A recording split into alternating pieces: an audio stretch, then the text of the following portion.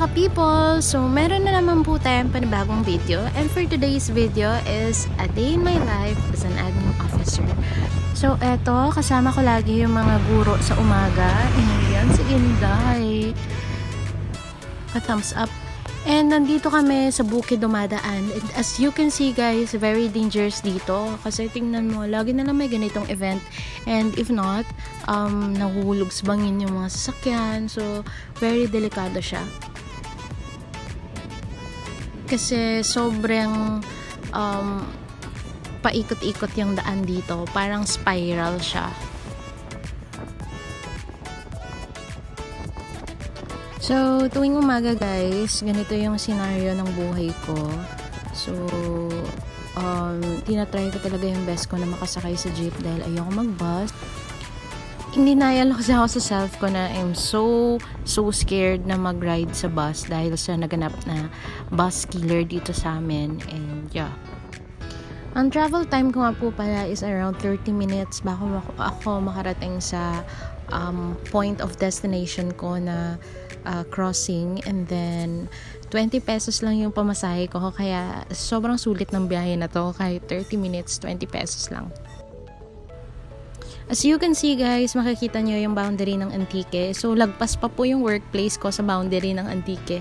But yeah, I'm enjoying my ride everyday here dahil na-amaze ako sa bagong bagong pag-gate ng Antique boundary nila. Yung unahan ng lindero is San Joaquin na. So, technically, it's a province of Iloilo na po. Kaya sobrang lapit na talaga tayo ng Iloilo.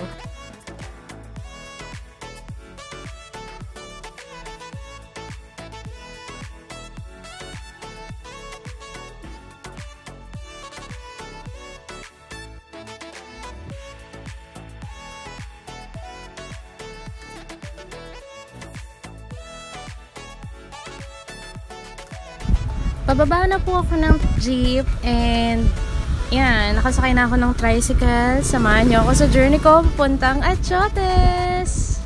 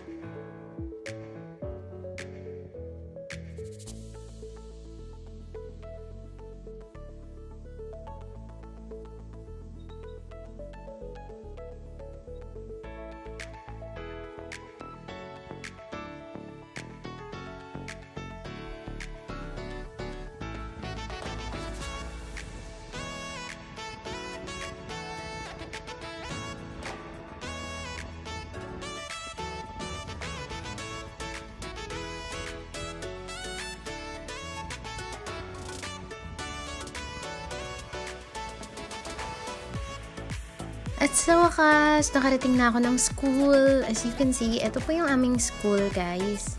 So, ayan, merong kaming I Love ES. So, bagong construct yan. And yeah. Very colorful. And ito na si Inday. Start to work na. While, nakikinig ng music. Dahil ako lang mag-isa sa office. Ayan, busy-busyhan dahil nagsasolve ako ng step increment ng teacher and nag-update ng mali-maling service record na sinalo ko from the previous.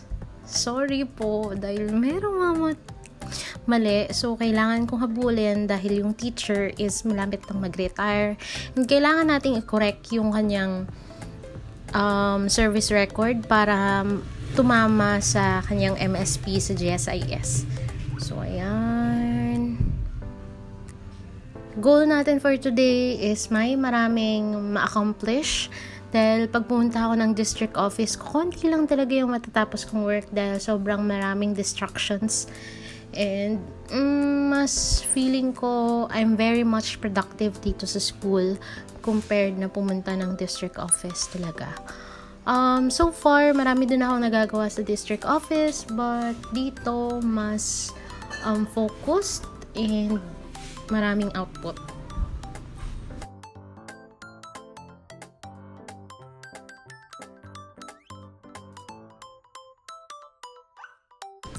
So guys, samahan niyo muna ako i-tour kayo sa school. Ito yung aming school. Ayan yung school grounds. And ito yung classroom ng isa naming teacher. Oo, sira-sira na yung mga bintana. Hey guys. So currently, super dark. Currently, nandito ako sa Achotes. This is my assigned school. So, ayan. So, ayan. Ito siya. Bukid yung area of assignment ko. Pero okay lang. Carry na. And yeah. Currently, naghahanap ako ng kapagbibilhan dahil sarado yung mga tindahan dito.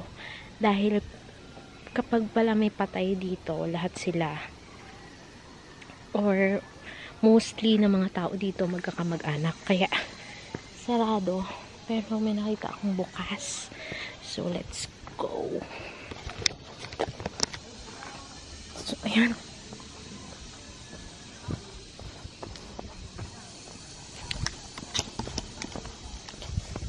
Ito yung daycare center.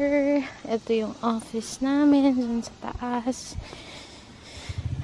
Dati, nung wala pang ulan, sobrang walang tanim dito. Pero ngayon may mga may mga saluyot na. Taniman na ng mga saluyot dito. So, ayan.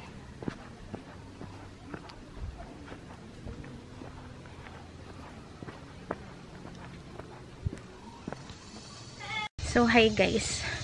Pabalik na ako. And here's my pinamili. So, bumili ako ng Tommy. Bumili ako ng tinapay. Kaya nagulat ako, yung binayaran ko lang is around 53 yata. Oo, dahil bumili pa ako ng yogurt. Kaya nagulat ako, bakit sobrang mura dito. Ang dami kong pinamili kaya. Tapos meron silang parang maliliit na eto, yung pang bata na pagkain. It's 4-5. So, 5 pesos, 4 na pirasong ganito yung bibigay. Sa amin, mahal na to. 3-5 na to.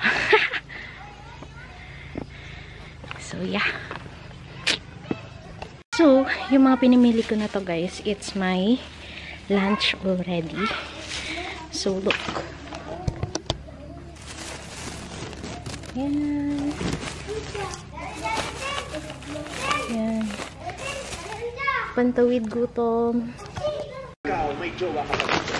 Wala po, 2 years na po ang Ganda ka pinag-shop. nag-chat po siya natin niyo po kung naka-out na po. Bakit? Siyempre, babae po. Tapos po? Concern! Ang babae kailangan pauwi na maayos. Bakla ba yun? Ano mo? Hindi naman. Ganun naman lang siya. Concern for Ano? Code? Lahat pa lang nakilala mo ng gabi din na babae. Chinat ko. Nang tinanong ko nakauwi na. O siya lang. Hindi naman. Siya lang talaga. So, may special sa kanya. Since best friend ko ngayong kapatid, may natigay lang siya. Just being gentleman. So, wala pa. naman niya ka ng Gusto ko na to. Siguro nung Ang mga mga pictures ko ilang kami. araw makalipas, yung sadyang sweet na kami parehas, kumbaga, atid sa trabaho, gano'n. Kung ilang araw na may at feeling ko meron na yun, kaya ako siya chinat, di ba? May bet, nabitan mo yun, meron na Sino, ma'am? simulado na interes. Oh, kanon sa sarado mga ano, tindahan dyan. Ay, nanganip kasi. Naramdaman. Di ba may mga makikilala ka sa bar? Chika, first time mo mamimit, find na kay number. Pero hindi lahat yung iti-text mo after mo. Merong isang iti-text mo doon na may dahilan kung ba't may iti-text. Napitan ka. May natatangi. Oo, yun. Natatangi siya. Yes. Natangi-tangi. Diba? Naramdaman mo na nung tinetext niya, may something tong lalaking to ha. Parang hinihit ako dito. May motibo. Ay! Opo, kasi lagi din siya nagtatanong kung nakauwi na ba ako. Kahit di ka mo lumalabas. Kasi galing Ngayon naman po, pauwi na tayo. So, habal-habal is a lifesaver kapag nandito ka. So, I'm very thankful pag wala sila. Wala din ako masasakyan. So, ngayon, inahabol ko na makarating sa fabrika para makaabot ako ng last trip na jeep doon. And yeah,